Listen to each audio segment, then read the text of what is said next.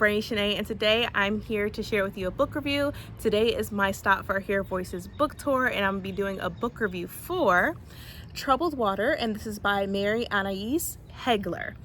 Now, I'm going to tell you my rating straight off the bat. I gave this a 4 out of 5 stars. I really enjoyed this book. I felt like even though it's set in the past between the years of 2013 and 2014 regarding the 2 different POVs that I'll be explaining to you, we also take a dive into the past of one of the main characters in this particular book. So with this particular book, we're dealing with 2 POVs and, well, pretty much 3. Correction. We deal with a lot of point of views, but the 2 main ones that we mostly are introduced throughout the book is the grandmother of one of the characters. The grandmother's name is Cora, and then we have the other character named Corinne, which is the granddaughter. And so we get to know both of these characters. We get to know more about Corinne, who is attending Oberlin College, which is located in Ohio, which is where I reside. And she just loved the fact that she was able to get into this brilliant school, especially since it was one of the first schools to admit Black students into the college. So she wanted to be part of history, and and she just loved that particular fact. And she also received a full scholarship to attend Oberlin College. And her grandmother did not like that at all, but it's based off of her grandmother's experience with her past and when she went to a predominantly white school when she was a young girl, which Oberlin is mostly predominantly white. Now, there are Black students, mind you, but it's mostly predominantly white. And her grandmother had a fear of this. She did not want her to go. She thought she was going to go to a school in the South because that's where her grandmother resides in Mississippi, and then she has her uncle Harold who resides in New Orleans. And her grandmother just did not like that. But mind you, it was because of her experience as a kid in Nashville. She grew up in Nashville. Her dad and her mother was just completely fully educated, graduated college, and so they wanted her to have the best education possible. And when her grandmother went to school, especially in elementary school, that's when the beginning of integrating schools began, and she attended Nashville. And I felt in this book we get to know more about Cora and and Corinne when it comes to their relationships. Like, Corinne was always just admired by her grandmother, especially when she was she went through that of being integrated into a school during that time. She was like, talked about Ruby Bridges, but when she mentioned and showed the poster of Ruby Bridges, her grandmother was just completely upset with it. And I didn't completely understand it at the time or why until I read more and more into this book. And we get to know that she felt some type of way because she didn't have security like Ruby did. She didn't have the police, helping her, guiding her into the school. She didn't have any of that, and it happened, and it didn't just happen in Nashville. It didn't happen where, Ruby Bridges resided. It happened all over the country where kids were constantly being bullied and were getting death threats when they were entering these schools that were, was an all-white school until they became integrated. And she was just completely upset because, it wasn't televised, and she was being attacked and was death threats, and she was mistreated by her teacher and her teachers and her peers in her classrooms and in her school for 4 years. And just dealing with that, she was traumatized. That was a lot of trauma that she had to deal with, and so she made it like a thing for herself and as for her kids and her grandchildren, that she was going to do better and she was going to protect them. And at the same time, she was going through loneliness because that's what she felt, because she was lonely at her school. She was the only Black kid at her school. And sometimes you think, like, why would her parents put her through that? But I feel like her parents didn't know any better. They just thought, like, okay, we want her to have the best education possible. And they didn't think about the trauma or anything that, would cause her. So you have that. And then you have Corinne, who lost her older brother. Her older brother worked at an oil company in Mississippi, and he was killed because it was as he was working, there was like a storm that happened. It was a bad storm, and he was one that lost his life that night. And so she's dealing with the loss of her brother, and she's in school for environmentalism, where she is concerned about the climate. And as you can see, I decided to do my video outside outside my backyard, within nature. So if you hear birds and stuff like that, I am outside because I felt like this was appropriate, because a lot of people don't think about the climate and the things that we could do to prevent certain things to happen.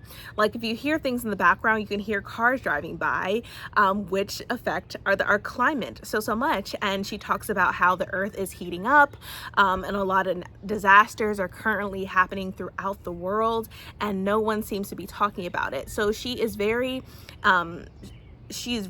determined and passionate about these situations and issues when it comes to climate change. She also talks about the Great Flood that happened in 1927.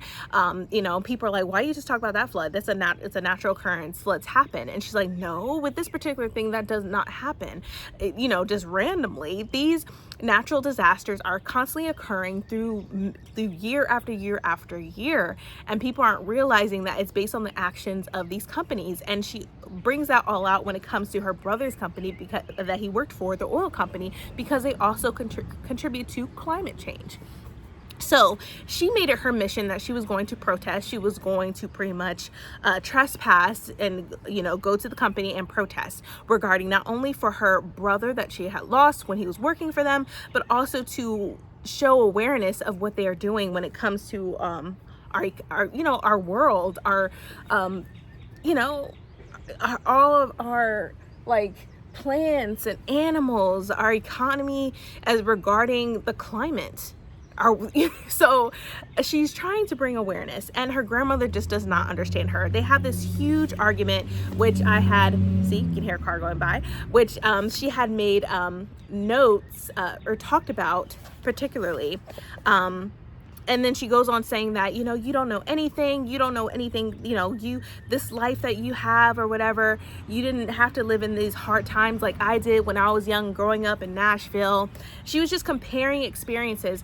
And I think a lot of us as humans, we do that. We tend to do that and not realize everyone's experience may not be, you can't compare everyone's experience with something else. Yes, it may have caused you trauma, but somebody else's experience may also cause them trauma, right? It's not like a one-up type of deal. An experience is an experience. So with this, she goes on to saying, how the hell you know? Seriously, Corinne, what do you actually know about anything? You of all 20 years old, what have you been through that wasn't in a book?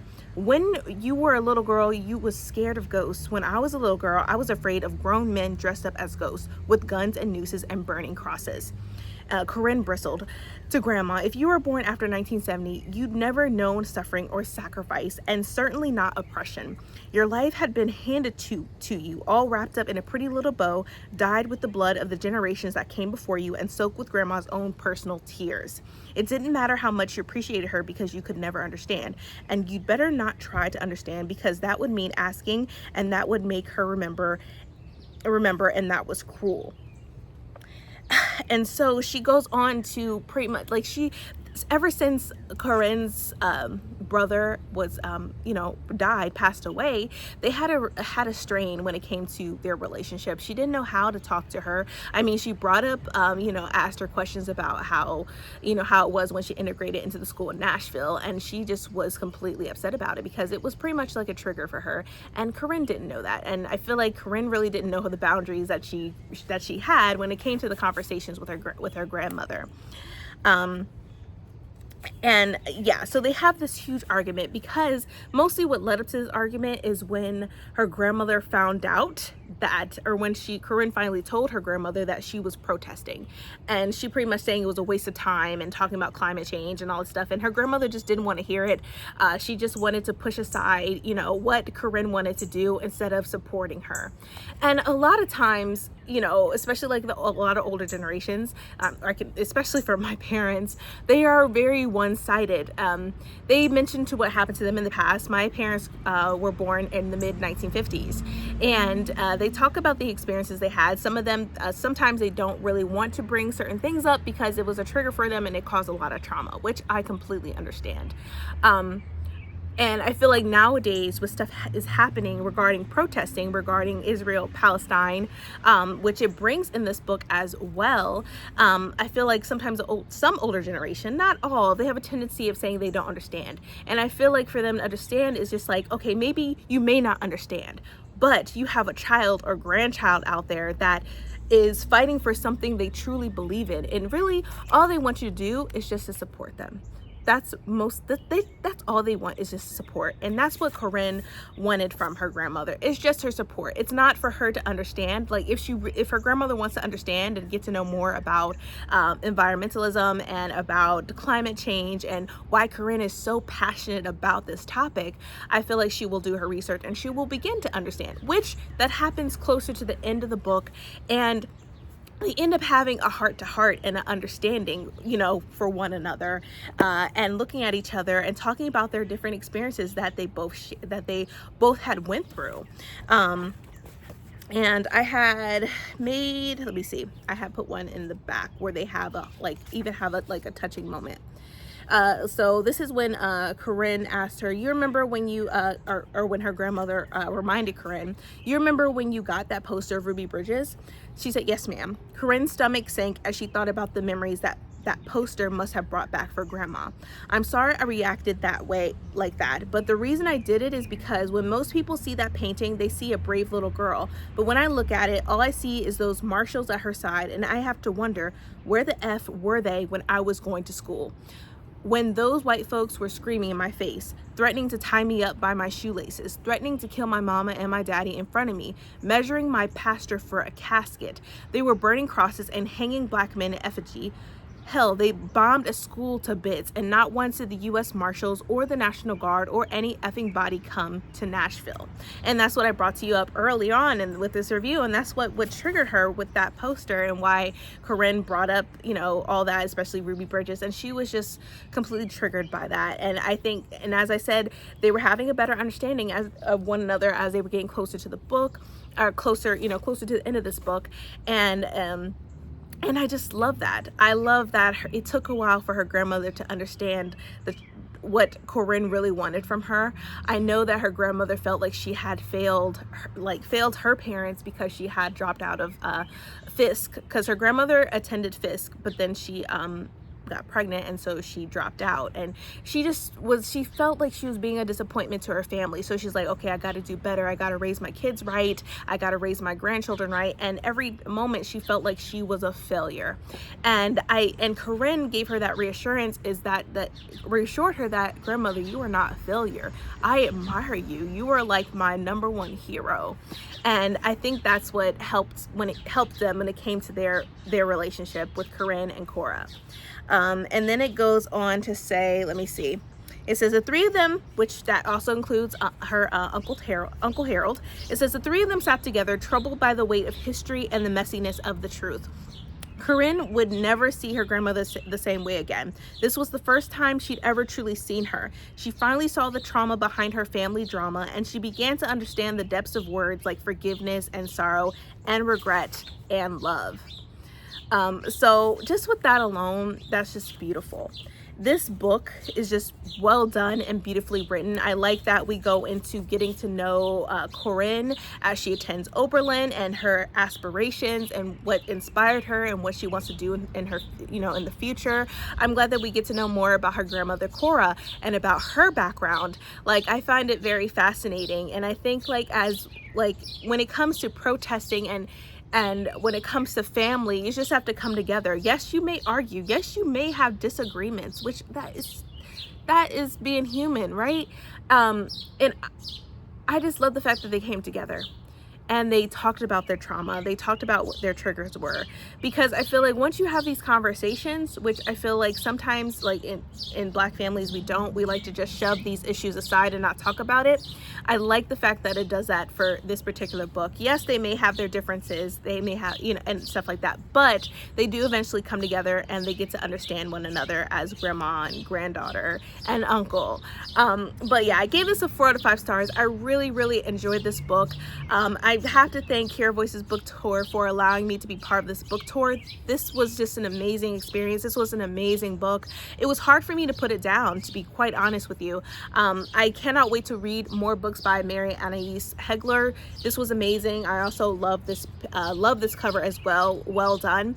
But that is it for my book review. I know it was spoilery. I tend to do that when I do book reviews. I'm sorry. I will try to do better. But I just wanted to express how much I really enjoyed this book and how much that this book is so relevant even to today when it comes regarding protesting, and to listen to people and to understand that you may not understand them, but you should still support them, because these people that are protesting, they are our future, and we need to be there for them.